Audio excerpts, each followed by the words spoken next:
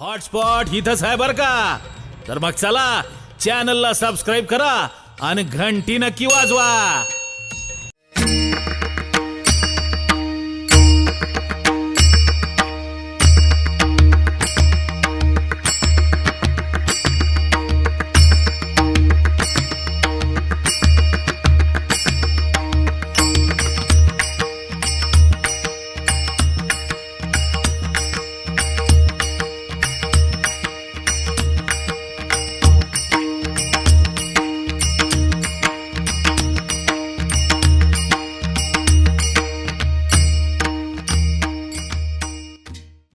हात चांगले हातात द्या.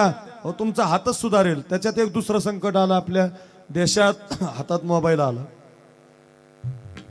बाबा बाबा बाबा हे तर लय भयानक संकट आहे बरं. इतका नाद लागला महाराज मोबाईलचा माणसाला. कीर्तनकार कीर्तनात मोबाईल पाहायला लागला.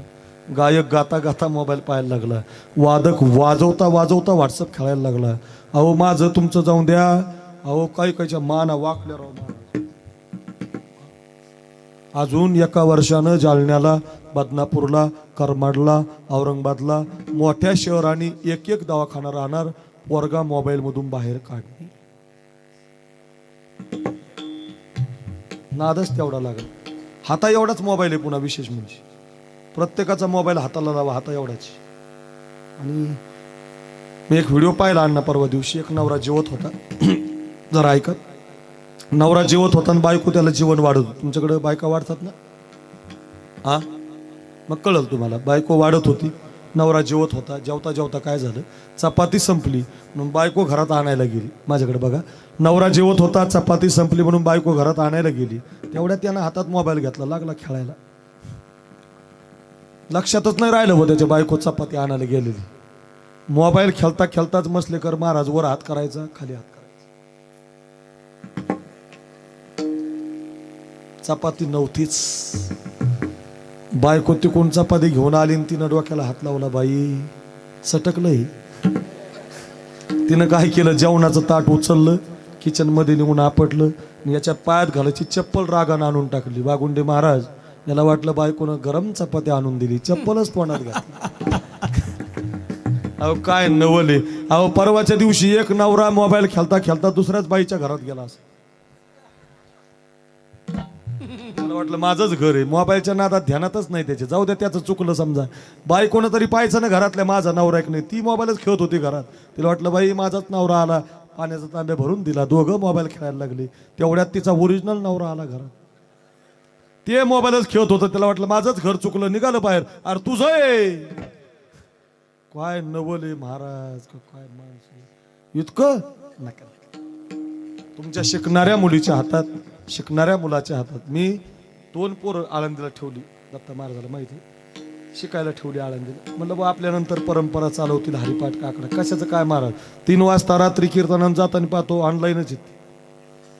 पाठ नाही महाराज, हरिपाठ नाही, काकडा नाही, गीतेचे श्लोक नाही, दातीन धडा नाही, सागमपण काय. का माहितीये का, तू वागुंडे महाराज खोटं आहे माझे. तुम्ही आळंदीत राहता. खोटं आहे का माहितीये का. आम्ही शिकलो याचं कारणच आहे महाराज मोबाईल नव्हतं. फार विचित्र झालं महाराज. तुम्ही बघा 1च वर्षांनी बघा अजून किती लोक महाराजा मोबाईलमुळे डोळे जातात. याचा अर्थ एक मी बिंबीच्या देठापासून सांगतो, शिकणाऱ्या मुला मुलीच्या हातात हा मोबाईल देऊ नका. याच्यासाठी तुमचा हात बिघडेल. तुम्हाला हात द्यायचा असेल ना, एखाद्या साधूच्या हातात देऊन बघा. जनाबाईच्या बापानं 5 दिवस मंदिरात मुक्काम केला, पण आपल्या पोरीसाठी हात पाहिला नामदेवरायचा. आणि आपल्या पोरीचा हात नामदेवरायच्या हातात दिला. बिंदास्त बाप गावाला निघून गेला. नामदेवरायनं जनाबाई घरी आणली. नामदेवरायचं कुटुंब होतं 14 माणसाचं. पहाटच 3 वाजता उठली. देवाला पाहायला थांबली होती. बापाला विसरली होती. आंघोळ केली, मंदिराकडे निघाली. तेवढ्यात आवाज आला, जना कुठं चाललीस. मंदिरात. अगं 14 माणसं आहेत घरात, दळण दळावं. लागली दळायला. दळण संपलं 12 वाजता. 7 वाजता तर पुन्हा निघाली. जना स्वयंपाक. पेटवली चूल, लागली स्वयंपाकाला. 12 वाजता स्वयंपाक झाला. पुन्हा निघाली. जना भांडे. 2 वाजले. जना धुणं. 4 वाजले. जना गवऱ्या थापायच्या. 7 वाजले. जना उद्याचं दळण निसायचंय. रात्रीचे 12 वाजले. झोपायलाच 12 वाजले. थांबली होती देवाला पाहिला. वेगळंच झालं महाराज. कशाचं काय महाराज. तिला मंदिरात जायला वेळ नाही. 3 वाजता उठायची. ऐका ना. आणि भगवंताच्या नामाचा जयघोष करायची. 14 माणसाचे दाणे भरायची. हातामध्ये खुंटा घ्यायची. सुंदर माझे जाते ग फिरते बहुतुके, ओव्या गाऊ कौतुके तू ये रे बा विठ्ठला. सासू आणि सासरा दीर हा तिसरा, ओव्या गाऊ भ्रतारा तू ये रे बा विठ्ठला. प्रपंच दळण दळिले पीठ म्या भरिले, सासू पुढे ठेविले तू ये रे बा विठ्ठला. ये रे बा विठ्ठला, अरे तू ये रे बा विठ्ठला, तू ये रे बा विठ्ठला. आवाज द्यायची. येई गा तू माय बापा पंढरीच्या राया, येई गा तू माय बापा पंढरीच्या राया, येई गा तू माय बापा पंढरीच्या राया, माय बापा पंढरीच्या राया. तुझ्या विनशीन बटेशीन झाली काया, तुझ्या विनशीन बटशीन झाली काया. येई गा तू माय बापा पंढरीच्या राया, येई गा तू माय बापा पंढरीच्या राया. हरिशिन झाली काया, तुझा विनाशी नवाट झाली काया. येई गा तू माय बापा पंढरीच्या राया, पंढरीच्या राया.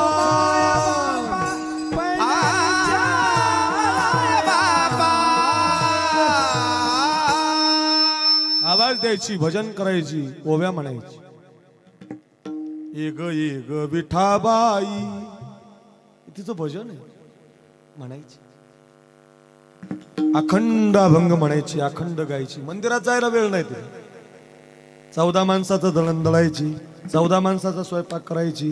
म्हणून पूर्वीच्या काळात ओव्या असायच्या जनाबाईची. ओव्या गाऊन स्वरात दाशी जनीच्या घरात, दळण दळिले सख्या श्रीहरी, आळ चोरीचा माझ्यावरी. किती सुंदर हो. असा कारे विठ्ठला तू माझ्या मुळावर मुळावर, गाव करी पुजारी मज देती सुळावर. कुठं गेली तुझी जादूगिरी, आळ चोरीचा माझ्यावरी. हे पंढरपूरला लागायचे हो वारीला गेले. आता असलं काहीच राहिलं नाही. हे सप्त्याच्या मंडपात लावायचं पूर्वी. फिरत्या चाका वरती देसी मातीला का, विठ्ठला तू वेडा कुंभा. लागत होतं का? किती सुंदर असायचं, लय गोड. आता हे असलं काहीच राहिलं नाही. काळच बदलला. काय सुंदर महाराज. अहो इतकी सुंदरता होती या देशात. हो फार. नागपंचमीचं गाणं, दिवाळीचं गाणं, गणपती बाप्पाचं गाणं, अहो काय सुंदर महाराज. शिवशंभूच्या हार गळ्यातील तो भूमीचा स्वामी, हे नागराजा तुझी आज आली नाग पंचमी.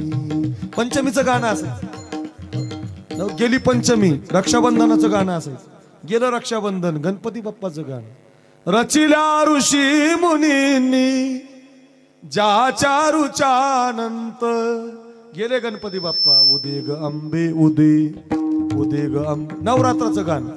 गेला दसरा आली दिवाळी. होतं का नाही अण्णा? आता नाही. आता माझा पोरगा एक दिवस शाळातून आला, 26 जानेवारी झाली होती. मी सहज विचारलं, वेदांत तू आता 4थीला गेला, मास्तर तुला काही शिकवतो का रे शाळेत गाणं वगैरे कविता? म्हटलं हो. म्हटलं म्हण ना. त्यांनी लगेच सुरू केलं, जानी जानी यच पप्पा हे देश वगैरे न पप्पा. म्हणलं गप्प, मराठी माणसं आहेत आपण, इंग्लिश काय म्हणतो? तू म्हणला मराठी पण शिकवतात ना बाबा. म्हटलं म्हण ना. ते मराठी म्हटलं अण्णा पण आताच्या काळातली. पप्पा सांगा कुणाचे, आणि पप्पा माझ्या मम्मीचे.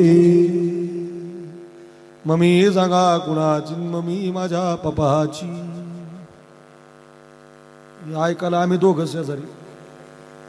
मी तिच्याकडे पाहिलं आणि तिने माझ्याकडे पाहिलं आणि खालून कोरस केला मग आम्ही दोघांनी, लेकर कोण्या भूताचे. अरे काय कविता हे का काय हे? अर्थ ऐकत असतात हे, चांगलं ऐका महाराज. ओव्या ऐका. जनाबाई ओव्या म्हणायची, भजन करायची, गायची. मंदिरात जायला वेळ मिळाला नाही, झोपायची. मंदिरात जाण्यासाठी थांबली होती, वेळ मिळत नव्हता. 3 वाजता उठली की रात्रीच्या 12 वाजेपर्यंत काम करताना भजन करायची. कामामध्ये मा काम, काही म्हणा राम राम असं वागायची. झालं असं, देवाला पाहायला थांबली होती, समाधान मिळत नव्हतं, वेळच नव्हता जायला. मग झोपायची 12ला, उठायची 3ला. 3च तासाची झोप मिळाली आणि जनाबाईच्या केसामध्ये ओवा झाले. तुमच्या मसल्यात काय म्हणतात त्याला? वाच म्हणतात ना. MS-90, MH-85, MH-75 या जुन्या पाशिंगच्या गाड्याला माहिती. आताच्या MS-16, 15च्या डोक्यातच नाही, राहिल्याच नाही त्यात. असायच्या ना आजी, नतनीवाल्या आजी असायच्या ना वा, असायच्या. आता काम नाही राहिलं महाराज, पूर्वी काम असायचं. महिला आजी इतकं काम असायचं, त्याच्यामुळे केसामध्ये वा व्हायची. जनाबाईच्या झाल्या महाराज. आणि विठ्ठलाला काळजी पडली अण्णा, आणि विठ्ठलानं 2:30 वाजता वीट सोडली. 2:45ला रुक्मिणीच्या महलात गेला. रुक्मिणीची भारीतली साडी नेसला, कपाळ भरून कुंकू लावलं, डोक्यावर पदर घेतला आणि विठाबाई झाला. कारण ऊ मारायला बाई लागतं ना. विठाबाई झाला. जनाबाईच्या झोपडीवर आला. आपले 10:30 वाजल्यामुळं चूल पेटवली, उकळतं पाणी तयार केलं, त्याच्यात थोडं गार पाणी टाकलं, जनाबाईला स्नानगृहात आणलं, आपल्या हातानं त्याच्या केसावर पाणी घातलं आणि तिचे सगळे केस धुवून काढले. तरी काही वा राहिल्या. तुम्हाला मार्केट बाजारचं गाव कोणतं आहे जवळ? दाभाडी. दाभाडीच्या बाजारात गेलात की 10च्या 4 फण्या येतात. हरमाल 10 रुपये. वा काढायचे किती फणे? 4. 2 तयार केल्या कुणी? विठाबाईनं. फणीनं तिच्या केसातल्या वा काढायला सुरुवात केली. तुळशीच्या बनी जना उकलते वेणी, माझी घाला गवेणी. बंडू महाराजांनी गवळण गायली होती बरं का, वारले ते आता, आठवण आली मला.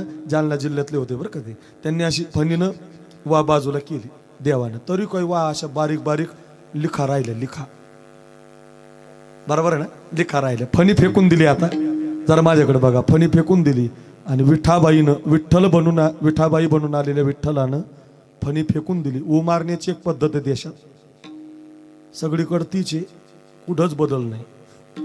एकच पद्धत. तुकाराम बाबा आपल्याला ऊ मारायची. माईक थोडा जवळ घ्या चाटीच्या आणि असं चाटीत नख घालून ठेवा बरं का. मी जेव्हा मारील तेव्हाच वाजायचा. नीट बघा, जमते का बघा आम्हाला. ध्यानात ठेवा बरं का. जनाबाईच्या केसात देवानं असा उजवा हात घातला. उजव्या हाताच्या अंगठ्याच्या नखानं एक एक ऊ बाजूला काढायचं. चांगलं एकदा तिच्याकडे बघायचं. माझ्या जनाबाईच्या केसात जाते वय. डाव्या हाताचा अंगठा तयार ठेवायचा, जरा सावध राहा. या नखावरची ऊ वरून रागानं या नखावर मांडायचा आणि रागानं तिला वा. जमली हा. ठेवता का रोजाने ठेवतात दोघांना? साखरी महाराज नाही, हे तुकाराम महाराज चोराचे नाही. मग अरे ज्याच्यासाठी कीर्तन चाललंय 25 वर्षापासून, तो विश्वाचा मालक तिच्या केसातल्या वा मारतो, दळून देतो, गौऱ्या थापू लागतो. जनाबाईनं म्हणावं तेने सदाचिता समाधान, तेने सदाचिता समाधान, तेने सदाचिता म्हणा समाधान, तेने सदाचिता. हरी सदा नाम घोषा करू हरी कथा. वा वा भगवान महाराज. तेने सदाचिता, जय हो. तेने सदाचिता समाधान. सदा नाम घोष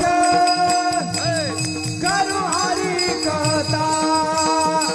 तेने सदाचिता, तेने सदाचिता समाधान, समाधान.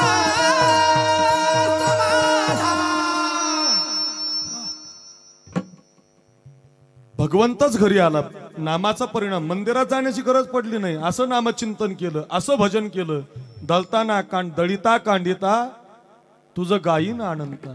सगळं करताना भजन केलं, परिणाम तेने सदा चित्ता समाधान. समाधान रूपी ईश्वर, समाधान रूपी परमात्मा घरी आला. हे इतकं सोपं आहे बघा परमार्थाचं साधन, पण लोकांना हे आवडत नाही हो. लोक काशीला जातात महाराज. काय लोक आहेत महाराज.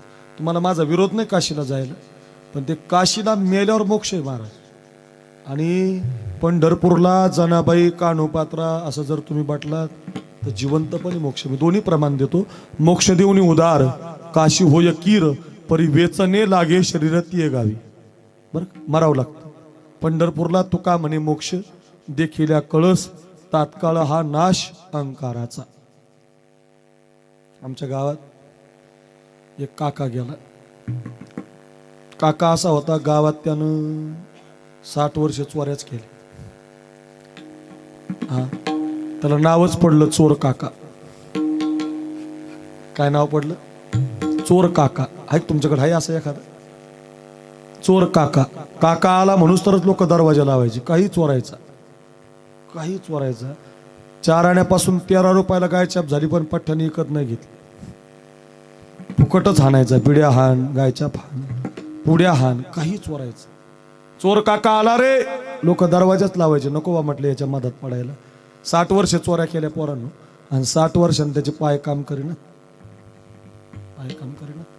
गावच्या वाट्यावर बसायचं. पूर्वीच्या काळात काय असायचं, गावाला वाट्याच्या मंदिरात पोथी चालायची.